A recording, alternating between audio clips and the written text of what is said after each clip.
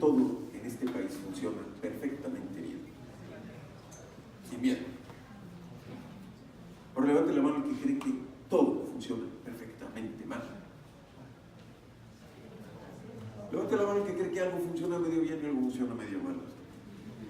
Ya ven qué fácil es ser diputado.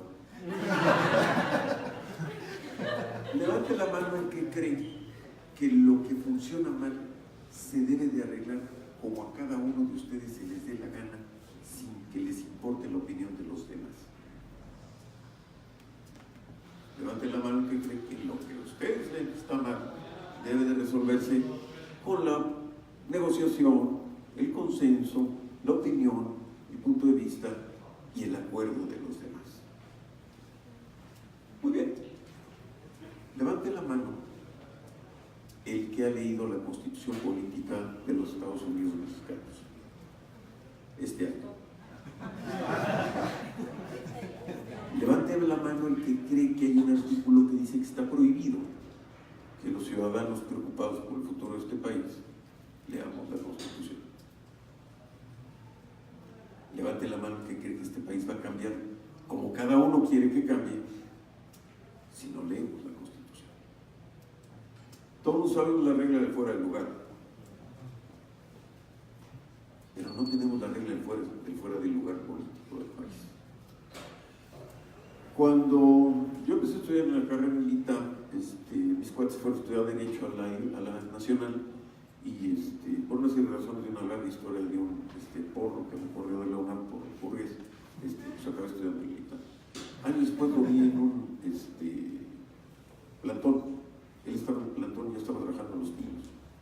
Entonces, después de que le toqué el claxon 5 veces repetidas a la mexicana, dije, no, a este cuate le quiero dar las gracias.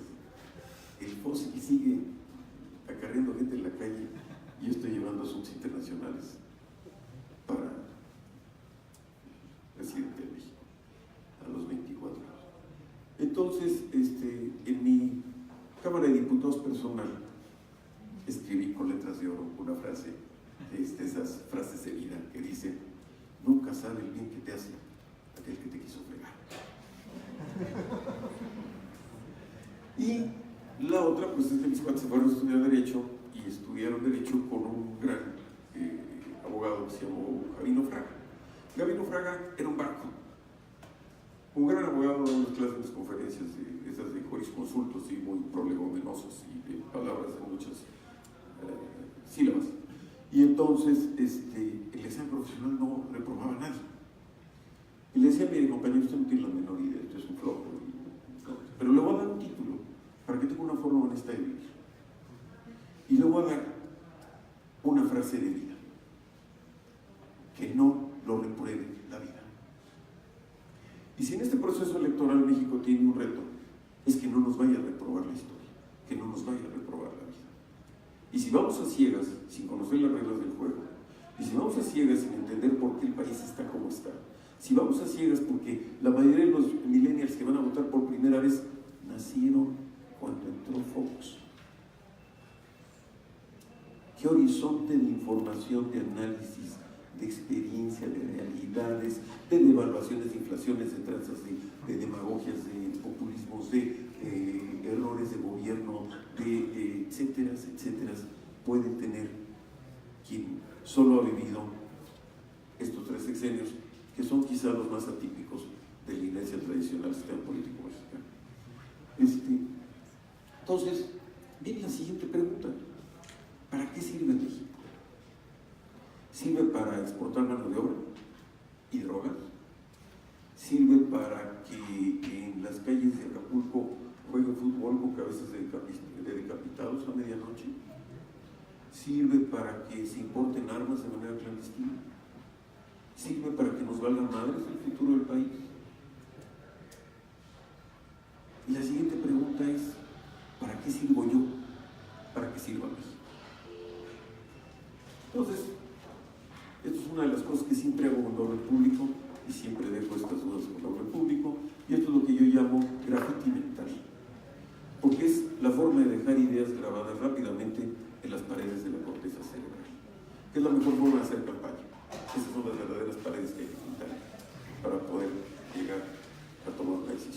Seguimos adelante rápido. Fíjense que hay una forma como de repente procesamos la información de una manera inercial, procesamos la información de la manera del marco que se nos da, no de lo que realmente sucede. Y entonces, pues obviamente hemos visto mucha gente que va de viaje, va cargando una maleta, y vemos películas viejas que no se va cargando una maleta. Películas de los años 50, algunas de los años 60, algunas de los años 70, de los años 80. Pero después viene una innovación que son las famosas llantitas, ¿no? Nada más que ¿saben qué? Toda la estructura de ingeniería, material, diseño y capacidad fabril para poner llantitas existía después de la Segunda Guerra Mundial. Regrésate. ¿Por qué entonces la gente andaba cargando una maleta pesada, lastimándose la espalda? Si existía en ese momento, hace 60 años, toda la tecnología para eso. Y la siguiente pregunta entonces es, en este país hoy, ¿a qué tipo de estructuras políticas no le hemos puesto llantitas cuando ya tenemos la infraestructura?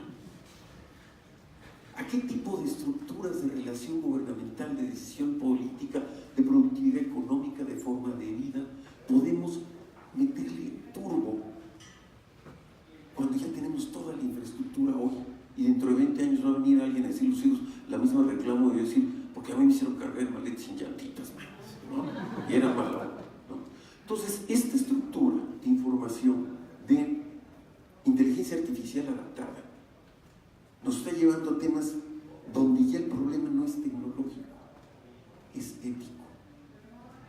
¿Quién estaría dispuesto a comprar un coche que maneje solo y pueda reconocer en la calle peatones, camiones, vendedores ambulantes, semáforos, policías? ¿No? ¿Quién compraría un coche así? ¿No? ¿O preferían seguir manejando de velocidades ustedes? ¿O quieren un coche que mientras ustedes vayan chateando, el coche los lleve toda la rueda? No, levante la mano que compré el coche que se maneja solo. Perfecto. Levante la mano el coche que piense si el coche debe estar programado para que en un momento de crisis el coche decida salvar la vida de 20 niños en una banqueta o sacrificar la vida del automovilista que va dentro. ¿Salvamos a los niños de la banqueta? ¿Sí? Entonces, ¿ustedes comprarían un coche que en un momento de crisis el coche los mate a ustedes? Fíjense el problema ético que tiene este proceso de evolución. ¿Sí? Y es ahí donde el programador enfrenta ya no un problema de decisión técnica, sino viene toda la parte de impacto, de transformación jurídica, de responsabilidades y evidentemente ¿quién es el responsable? ¿Tesla que programó el coche, que mató al conductor? ¿O es responsable que no estaban bien los magnetos en la calle? Bueno, ustedes saben, ¿no? Entonces, estamos en una escena, es un cambio de escena muy importante que estamos viviendo. Un cambio de escena donde el ciudadano tiene voz, tiene una caja de cartón que dicen en Gran Bretaña que no podían ofender a la reina, al rey en esa época, en suelo británico. Entonces un señor llegó, separó una caja de jabón y empezó a mentarle madres al rey.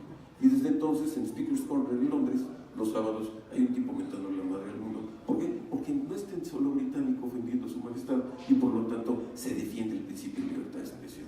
Hoy, la caja de cartón y la caja de madera se llama Twitter, se llama Facebook, se llama WhatsApp, en donde todo el mundo saca el Dennis Dresser que traía adentro, ¿no? ¿Dónde estábamos en una reunión? Se lo dije, me dijo, ¿en serio? Le digo, hasta a mí me sale. Pasamos a ver. Hablamos de posverdad y preverdad. Es muy curioso porque siempre ha habido este tipo de campañas políticas, siempre ha habido este tipo de desinformación, siempre ha habido este tipo de guerra sucia. Hoy le pusieron nombres muy cucos, ¿no? Posverdad. No es cierto, es propaganda descarada, es infundio, es guerra sucia. Y también entonces tenemos que entender que existía una preverdad. Yo creo que debe de ganar fulano, yo creo que fulano va a hacer el gol, o fulano. ¿Por qué? Porque hay esta sensación de actos preconcebidos en la sociedad de la satisfacción instantánea, que es en la que vivimos. Entonces, si vamos a este criterio, pues tenemos nosotros que estar continuamente en una serie de dilemas de credibilidad, en una serie de dilemas de fuentes de información, en una serie de dilemas de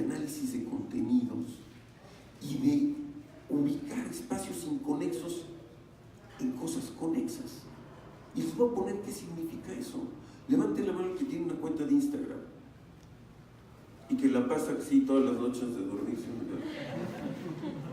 Son 250 a 400 imágenes que se ven promedio en una sentada en Instagram inconexas. Un cuate sacándose los mocos, una niña en bikini, el cuate dormido, alguien que se... ¿no? Y entonces estamos haciendo un esfuerzo de percepción, de análisis y de tratar de crear un elemento de armonía en elementos totalmente inconexos. Y esto nos lo da el bombardeo de información que estamos recibiendo continuamente. Pasamos a la siguiente.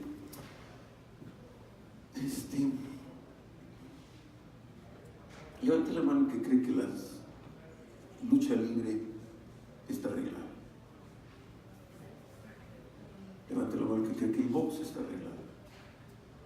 Levante la mano que cree que las peleas de gallos están arregladas. Levante la mano el que le apuesta a las carreras de caballos o que le gustan las carreras de caballos. Levante la mano que le gustan las carreras de coches. En las carreras de caballos, ¿quién gana? El caballo.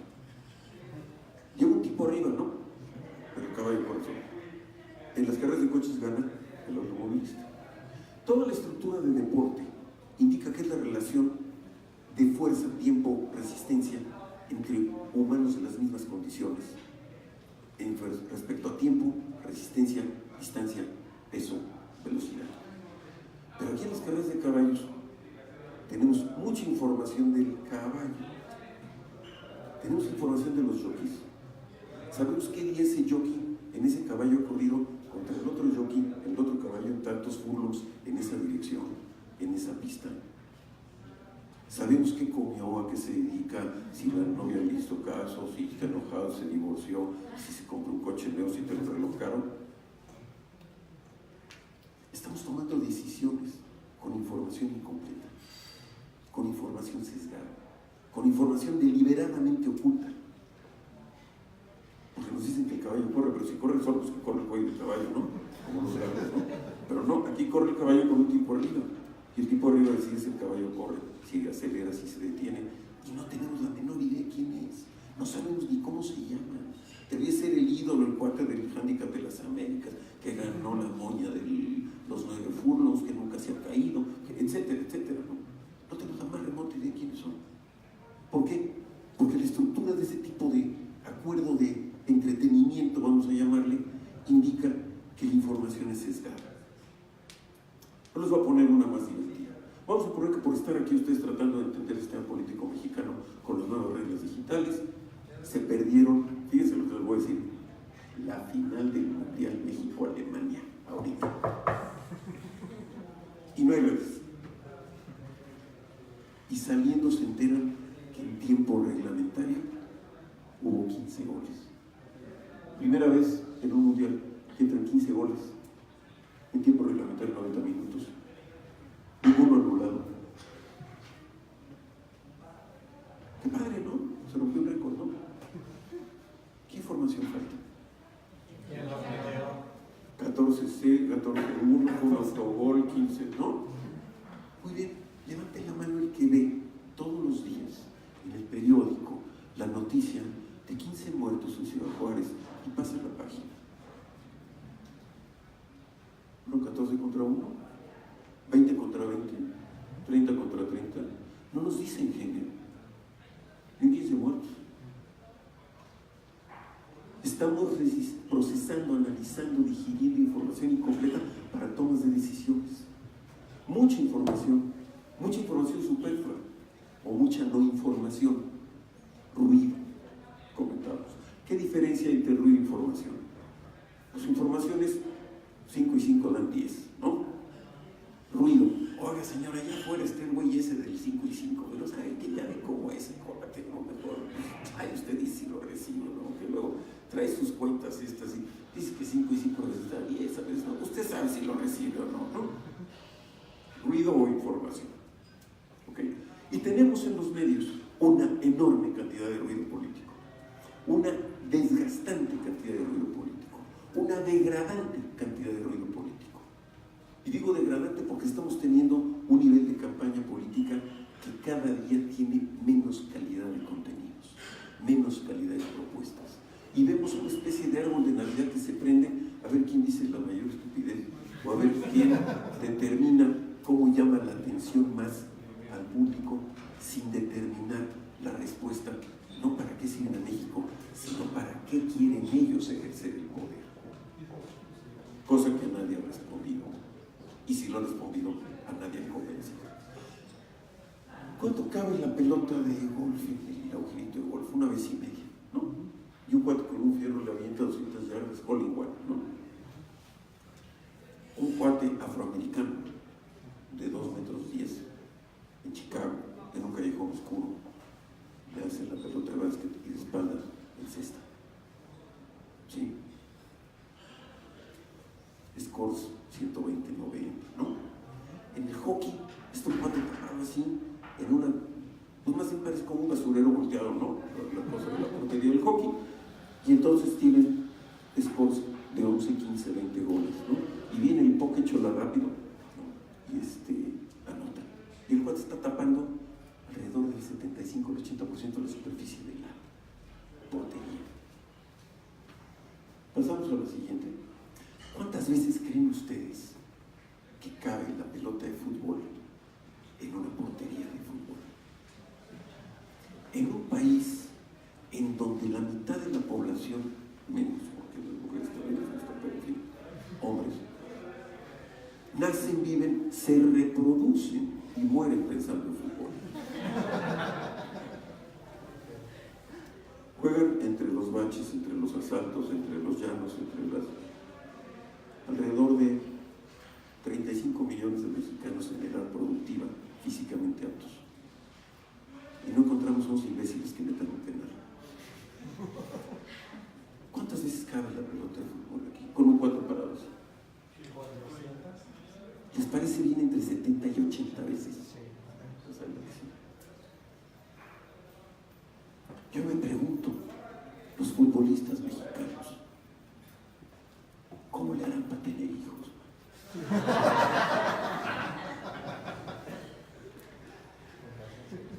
¿Por qué? Porque, perdón la palabra, el orgasmo social colectivo del gol tiene un límite de satisfacción. Y es un límite de desgaste rápido. Si ustedes ven el resultado de la eliminación de la América, fue anticlimático. ¿Por qué? Porque fue demasiado. La tolerancia social es de 1 a 3 goles por partido. Porque es a lo que va el público, es a lo que desea. En este espacio debemos tener realmente scores de 20 contra 18, de 31 contra 40. Pero mientras el negocio del fútbol impida que haya transparencia, que dé confianza en repetición instantánea, que le quita el poder de decisión oscura al árbitro, pues vamos a seguir teniendo sanciones que limitan la capacidad de anotación. ¿Por qué?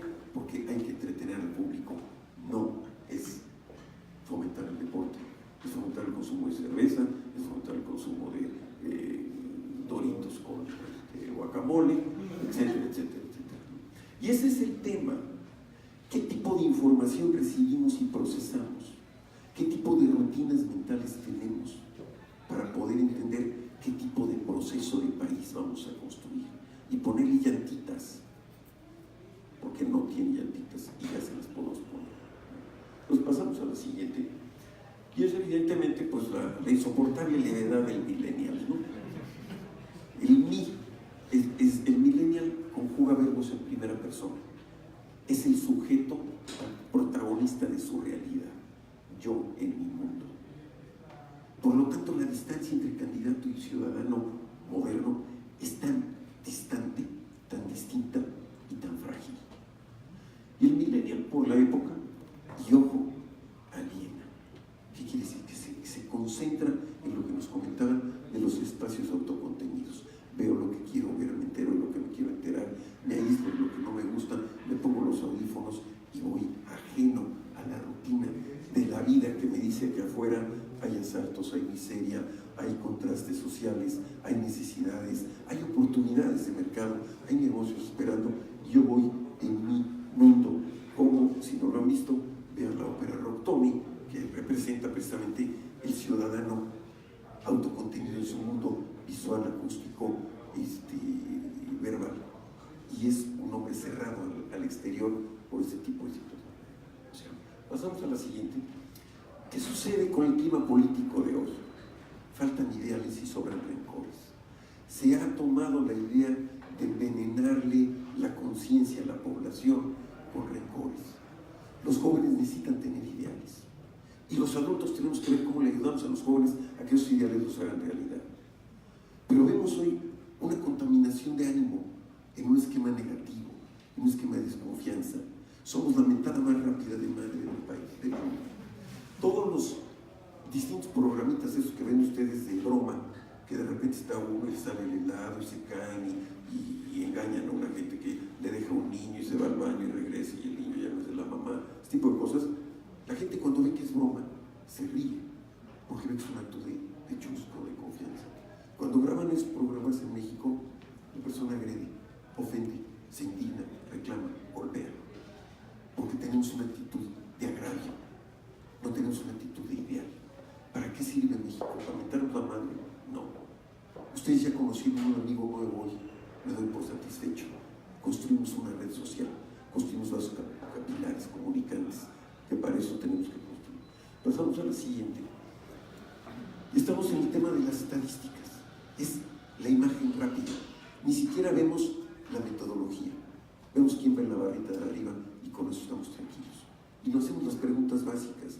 ¿Es jockey o es carrera de coches? Estamos hablando de fútbol con video repetición instantánea, o estamos viendo una cuchareada a favor de lo que quiera suceder, ¿no?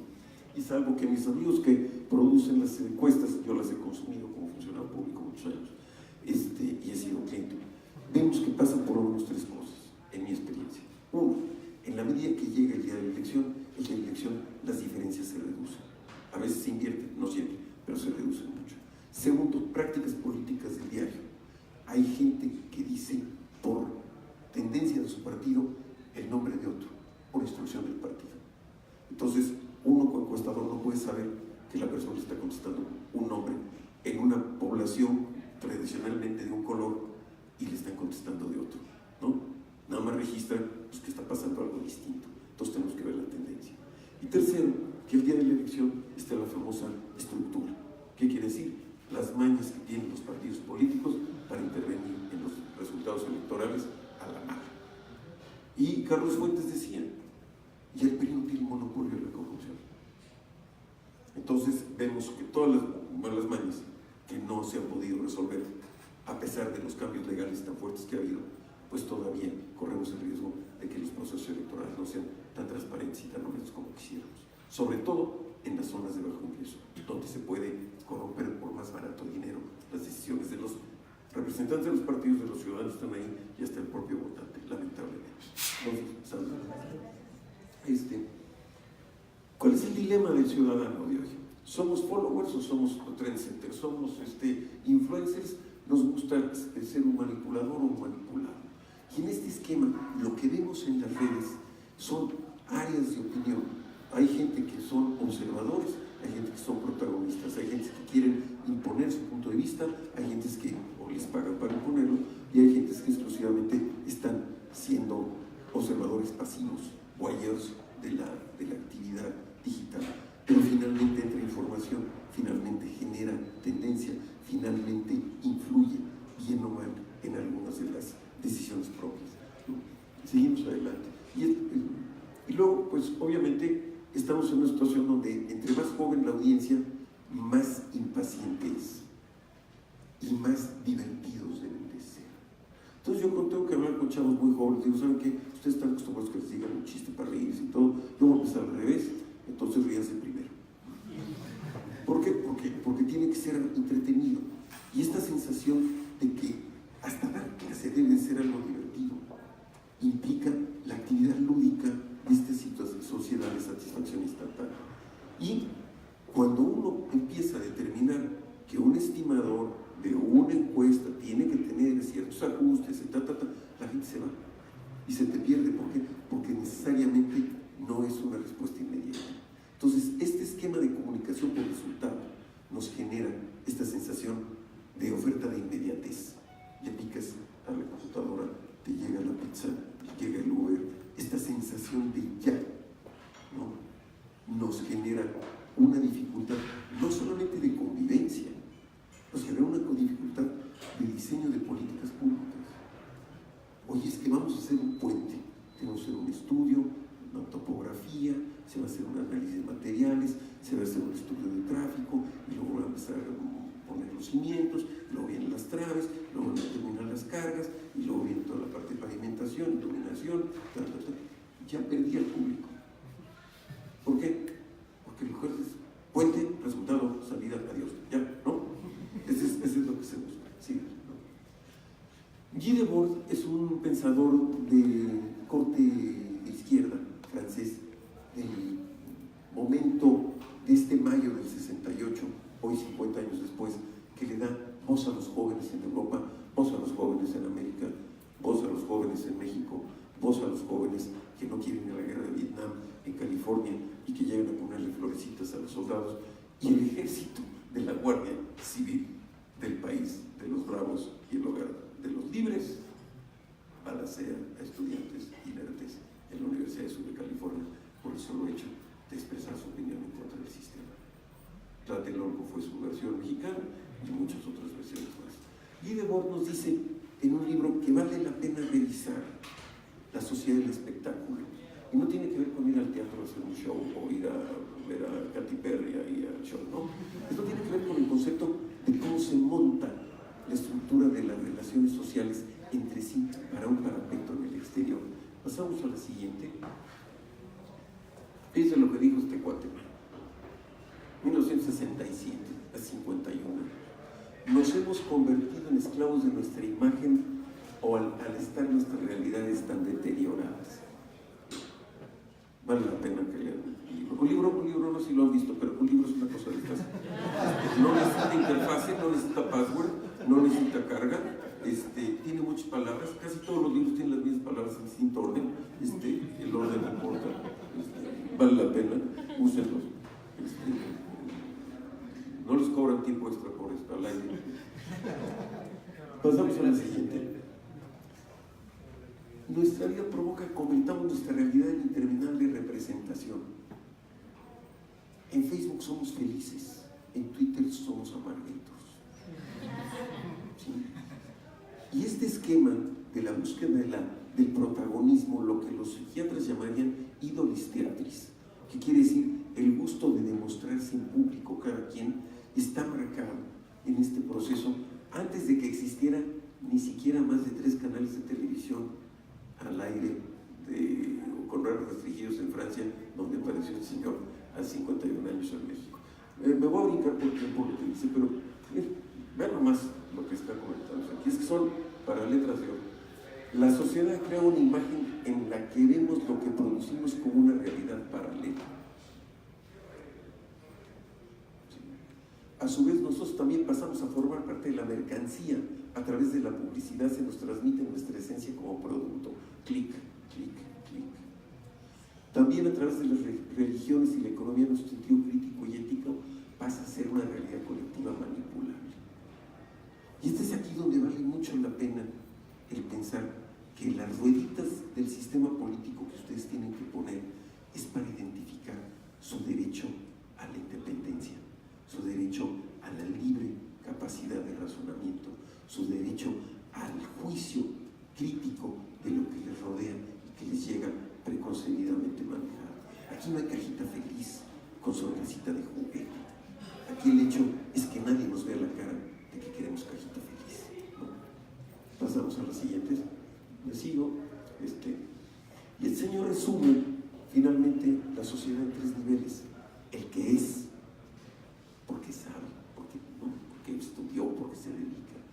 El que tiene y el que aparenta. Y hoy estamos en una sociedad en donde carga más la función de lo que se aparenta que de lo que se sea o de lo que se quiera tener. Y tener en el sentido hipercapitalista, tengo, luego existo, compro, soy feliz, ¿no? Y en este esquema lo que vemos Pues es que tenemos una sociedad de apariencias. Los que alguna vez utilizaron o se metieron al Second Life, pues tuvieron o supieron de qué se trataba vivir en la apariencia digital, en un mundo ficticio, porque la realidad es demasiado cruda para poder aceptarla en un grupo de generaciones en donde no les gusta la realidad crítica. Y la capacidad de manipular una salida de esas crisis se toma tiempo, por lo tanto se rechaza el vivir en una situación crítica de una realidad no aceptable. Pasamos a lo siguiente. Este es otro de los comentarios, me voy a brincar más, vete otros más, ¿sí? Bueno, entonces tenemos un criterio que alguien dice que hay desencanto con la democracia. No, hay un desencanto con el papel que hacen los políticos con el uso de la democracia. Hay un desencanto con el papel que hacen los partidos políticos que han dejado de tener intermediación directa con la sociedad y entonces se autoinventan un instituto que les avienta puños de dinero para que en el momento que haya campaña hagan una actividad remedial de la intermediación social que no hicieron día a día, casa a casa, puerta a puerta, ciudadano con ciudadano. Y entonces llegan a la batalla por aire. O sea, vamos a los medios, vamos a atiborrar a la gente de mensajes. ¿Por qué? Porque yo partido no hice mi tarea, porque el ciudadano no me lo exigió, porque consideramos que los partidos políticos se acartelaron, no acuartelaron, cartel de partidos políticos para defender sus derechos en el instituto electoral, para defender sus derechos en una ley que hace totalmente simétricas las relaciones de un candidato independiente, el que tiene que hacer un partido político en 3 meses cuando le dan el tiempo y más dinero a un partido para hacer más fácil construir un partido en 3 años, ¿no? Entonces vemos que esto evidentemente es una coalición de conveniencias.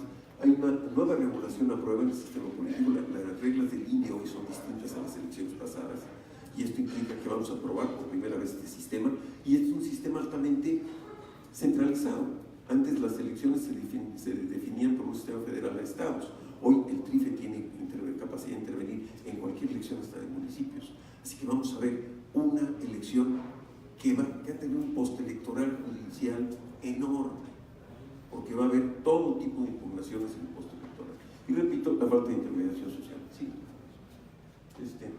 Tenemos una sensación de que por esta rapidez se están deconstruyendo las instituciones. Las instituciones no están deconstruidas. Las instituciones tienen un piloto automático de resistencia social. Lo que tienen las instituciones es un margen de maniobra interno que les lastima su fin real. Y no podemos pensar que una persona, por noble y honesta que se diga, vaya o 3 o 4 o 6, con mano mocha o sin mano mocha, vaya a suplantar el proceso de las instituciones. Uno de los temas que a mí me tocó hacer, yo no soy del Estado de Veracruz, trabajo con el Liceo Miguel Alemán Velasco, y cuando terminó su campaña para el Estado de Veracruz, me invitó a coordinar el gabinete del Estado y otra serie de estrategias. Al no ser yo de Veracruz, a ver a los chavos que tenían en la oficina que estaban ahí, les dije, váyanse a la hemeroteca y me traen fotocopia de las primeras planas de los diarios del Estado de los primeros 3 meses, de cada año. Y me encontré con una sorpresa muy graciosa. Entonces, multiplicamos el trabajo por menos diarios, pero todo el año. Y nos encontramos con la noticia de que 220 días del año no había noticias. Era la misma. No subir el pescado en Cuaresma. Hay abasto para los niños en regreso a clases. La cuesta de enero está subiendo más de lo necesario. La miscelánea fiscal de fin de año subió, quién sabe qué. Un camión desbarrancado en Tajimaroa. Avión que choca, no sé qué. Visita del presidente, visita del secretario, visita internacional. Entonces nosotros tenemos que identificar dónde está realmente la información. Y tenemos que ver, por así que con guantes de látex la prensa, y ver qué trae de veras, qué trae de información, qué trae de deformación o qué trae de rutina. Y el periodista pregunta rutina. Entonces, si un candidato va y se tropieza, el periodista le dice, oiga, ¿usted se sigue tropezando? No, pues ya me levanté, fíjese que todo. Pero entonces ya no se tropieza. Y trae zapatos de agujetas y entonces las amarra. ¿Por qué? Porque viene armada la condición preconcebida de que este cuate se tropiece y se cae, ¿no? Ya no les importa otra cosa. ¿Por qué? Porque hay un antecedente. Y el antecedente está en el archivo. Y a veces el editor tiene su corazón corazoncito, entonces que se cae, repítale que se cae hasta que no me venga a platicar y me invite a comer, etc. Pasamos a lo siguiente. La pantalla a pantalla. Cada quien su Orwell, ¿no? Cada quien se vigila, estoquea, busca, analiza, pero en su universo limitado, en su rutina. Somos ratones digitales. Y estamos en nuestro laberinto digital. Y hace rato nos decía uno de los expositores, no nos salimos de nuestro universo mínimo, tenemos que romper techos de cristal. Las mujeres tienen más problemas laborales para romper techos de cristal porque caminan económicamente en pisos de cristal. Y la fragilidad económica limita la capacidad de pegar un brinco y romper el techo de cristal. Hay pasillos de cristal. Tú te vas a relaciones públicas, mijita, y tú te vas a planta, señor. ¿Sí? Y esos pasillos, pisos, techos de cristal determinan también lo que nosotros vivimos y por donde nos movemos en nuestro laberinto digital. Y si vamos a vivir el 2 de julio para como viene, necesitamos tener, como decían los apaches, la oreja pegada al piso, porque este proceso que viene va a tener mucho ruido, va a tener mucha desinformación, va a tener mucho reclamo y va a tener mucha sensación de no credibilidad del resultado, sino hacer que una cierta posible mayoría vaya a tener. Pasamos a lo siguiente. Las prerrogativas, ya dije esto, lo seguimos. Bueno, ya los millennials flotan en suéter de millennial y sacarlos de allí cuesta mucho trabajo. Cuesta mucho trabajo, si bajen al celular y platiquemos cara a cara, cuesta trabajo por esta sensación de... Y hay un libro precioso que se llama The Impulse Society, que te habla de este nivel de satisfacción instantánea. Seguimos adelante, esto es, pasamos a lo que sigue. Bueno, entonces estamos en un proceso muy complicado, en donde lo trivial y lo profundo conviven continuamente. Lo superfluo y lo trascendente están en continua interacción en las redes. Y nosotros no tenemos un policía mental que nos pueda determinar cuál es la jerarquía de información que nos pueda hacer filtrar lo superfluo para poder manejar lo trascendente. Lo superficial es la tónica del momento y se dan a veces los mismos niveles de valoración a lo profundo que a la imagen. ¿Sí? Esta estructura iconoclasta que traemos de que la imagen es el mensaje, hoy como nunca el mini video es el mensaje. Y podemos ver 50 veces un idiota que se tropieza y se cae en la banqueta. ¿Por qué? Pues porque el idiota se cayó. Y a las propuestas puntuales se les pone menos atención a largo plazo. ¿Para qué quieren el gobierno? En Irak ayer hubo elecciones. ¿Cuál creen que fue el eslogan? Acabar con la corrupción. En Rusia se reelige Putin. ¿Y saben cuáles eran los temas de los contrincantes de Putin? Acabar con la corrupción. ¿Saben qué dice un taxista entrevistado por la televisión rusa? Yo voté por Putin. Oye, pero el güey lleva 18 años, casi va a cumplir más tiempo que Stalin ahí. Sí, dice, pero ellos ya robaron bastante. Van a venir otros nuevos que no tienen, van a robar más. Perú destituyó al presidente por sospecha de corrupción. Brasil se fue Dilma por corrupción. Costa Rica, Salvador, Guatemala. Es un tema de época. Y una de las cosas más graves que nos genera este tema en nivel de análisis político es que quizá los que vienen en revancha de los que acusan de corruptos, quizá no son menos corruptos. Entonces, una de las inquietudes es, ¿qué nos están vendiendo? ¿Nos están vendiendo un destino del país o nos están vendiendo un proceso de venganza política de sus adversarios? Y yo quiero un destino del país. Yo estoy comprometido y trabajo y publico y me dedico a que México tenga una visión de largo plazo. ¿Por qué? Porque si no tiene visión de largo plazo, el país no funciona. Y todos tenemos que saber qué tenemos que hacer. Suiza sabe para qué sirve Suiza. Japón sabe para qué sirve Japón. China está aprendiendo para qué sirve China. Y los chinos sí están aprendiendo qué hacer para que China funcione. En Singapur sucede, en Bélgica, el sistema parlamentario, Gran Bretaña. ¿Qué sucede? Viene un momento de desconocimiento, se cae el gobierno, a los 3 días entra otro, no hay 6 meses. Y el país funciona. Porque hay un acuerdo político político nacional, donde la derecha sabe qué tan a la derecha llega y la izquierda sabe qué tan a la izquierda llega. Y el momento que haya cualquier cambio, inmediatamente entran en funciones y la burocracia opera y los políticos deciden y mueven en grados de timón el destino del país. Aquí no, aquí estamos en la idea de que hay que hacer un agujero para resolver el problema del país y otro dice que hay que taparlo. Y los dos dicen que eso resuelve el problema del país. Necesitamos que haya un acuerdo de fuerzas políticas que nos digan que ya se pusieron de acuerdo hasta dónde destruyen y hasta dónde construyen juntos. Porque si uno hace un aeropuerto y otro lo hace, no funciona, pues no, seamos honestos. Mi rutina, el millennial empieza con mí. Mi rutina es noticias. ¿Saben qué me desperté? Foto. Mi gato o mi perro es noticia. Foto. Mi look hoy frente al espejo, a veces en paños no tan menores, para el galán. Mi diversión, mi look, lo que se come. Es muy curioso, no somos un país con hambre en las clases medias urbanas, pero es un país que muestra lo que come todos los días, ¿no?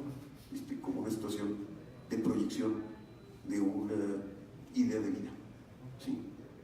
Pero evidentemente esto es efímero y evidentemente dura lo que dura el jalón para abajo de la siguiente foto, ¿no? Pero esta es una cosa muy interesante. No tenemos una especie de sensación de colectividad, nos cuesta mucho trabajo. El gran dilema del sistema político del siglo XX fue la confrontación del individualismo del sistema capitalista unipersonal con el colectivismo del sistema socialista. Y esta relación individualismo-capitalismo estuvo en profundo choque.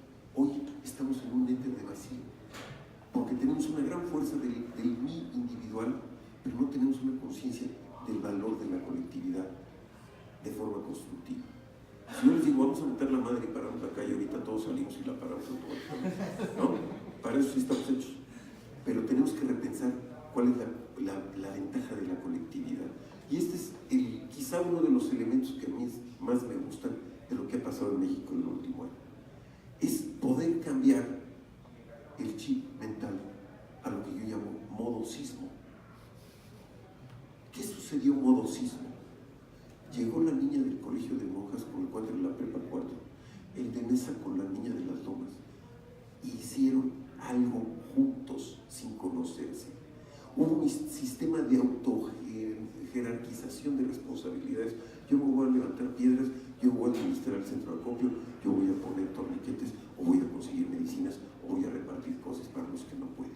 Este sistema mágico mental de los millennials, de modosismo, lo tenemos que rescatar a modo país. A un modo país de si puedo, si hay y si te ayudo.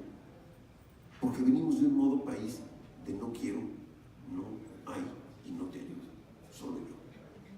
Entonces, el sistema modosismo me dice que tenemos una gran posibilidad de reconducir a la nueva generación a replantearnos las llantitas del sistema. ¿Por qué? Porque llegaron desconocidos, se pusieron a ayudar. Y no dijeron, tú me das órdenes y tú te calles. No, dijeron, yo sigo para esto. Y aportaron lo mejor que pudieron para hacer algo juntos. Desconocidos. ¿Sí? No se robaron nada, no se perdió nada, no le pellizcaron la pompa a nadie. ¿No? Trabajaron con gusto, horas enteras. Yo iba a los centros de acopio. Bueno, mi esposa y yo hasta coro de música les llevamos, ¿no? Porque me dijeron, eso no se lo van a poder volar. Ya están tan cansados que acabaron cantando a las 4 de la mañana.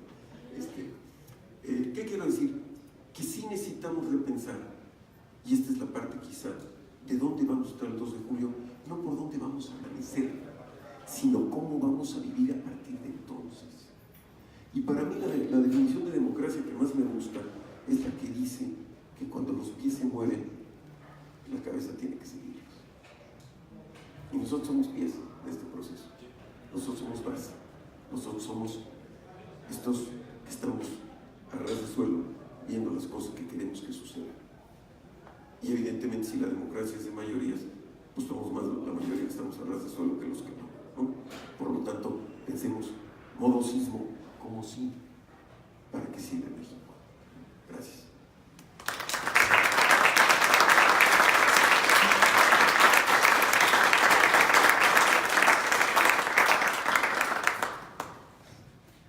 muchas gracias. No sé si alguien tiene alguna pregunta o comentario. A ver, léanme qué se mandaron de WhatsApp. A ver. Aunque sea un libro. ¿Qué te mandaron de WhatsApp? ¿No mandaste WhatsApp? ¿Qué es lo que tienes más miedo que suceda? A ver. No le saquen. Que no llegamos al cuarto partido. ¿Qué más?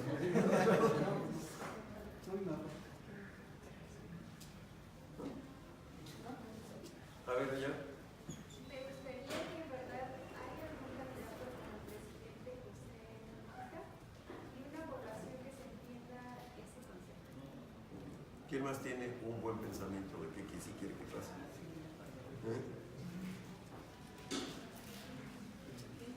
No se mandaron cosas. Mándense, construyan sociedad, construyan cohesión social, intercambien puntos de vista. Y así como están las tiranías de las encuestas, nada más piensen que los candidatos están presos en la tiranía del focus. Y no nos deja hacer nada su equipo para que el focus es mortal. Por eso tenemos los candidatos que tenemos en los mensajes que